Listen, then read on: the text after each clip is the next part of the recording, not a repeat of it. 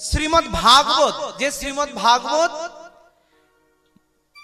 পুরাণ পুরুষ, পঞ্চম বেদ এবং সমস্ত শাস্ত্রের পক্ষফল বা পুরাণের মধ্যে শ্রেষ্ঠ পুরাণ, এই পুরাণে মহাপ্রভুর বিষয়ে বলছেন। কৃষ্ণবর্ণম তৃষা কৃষ্ণম সঙ্গোপাঙ্গস্ত্র পার্ষদম যজ্ঞৈ সংকীর্তनै প্রায়ৈর্যজন্তি সুমেধসঃ। কলিযুগে সুমেধসঃ, যিনি সুমেধা সম্পন্ন ব্যক্তি, মানে যারা বাস্তবিক ভজন করতে চায়।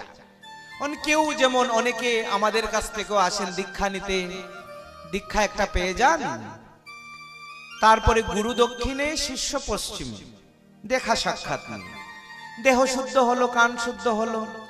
ওই আপনি ভাবতে পারেন দেহ শুদ্ধ হলো, কান শুদ্ধ হলো, আদৌ এই দীক্ষা হয় না, অবৈধ বলা হয়।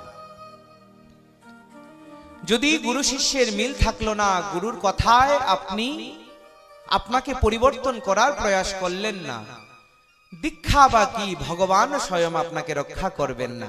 অবশ্যই যমযতনা কপালে রয়েছে ভক্তবৃন্দগণ, তাদের কথা আমি বলছি না। কিন্তু যারা সত্যিকারের ভজন করে এই দুর্লভ মানুষের জীবনকে প্রাপ্ত করতে চান, দুর্লভ মানুষ জীবনকে সার্থক করতে চান, তারা কি করেন? তারা শাস্ত্রের প্রমাণ নিয়ে চলেন।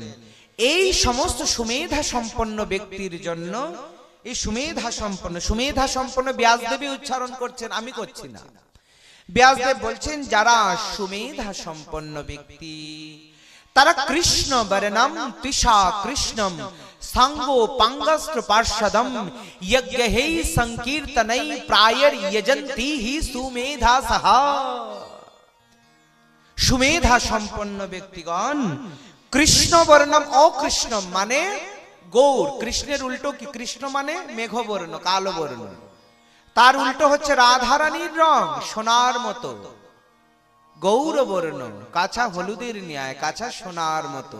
এটা তো বোঝানোর জন্য বলা হয়।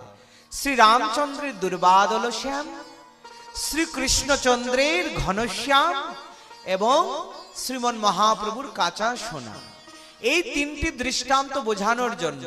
কিন্তু রাম, কৃষ্ণ এবং গৌরের এই তিনটি গায়ের বর্ণ অপ্রাকৃত, এটি না কারো হয়েছে, না কারো হবে, না এই জগতে কারো আছে, না কোনো দৃষ্টান্ত আছে।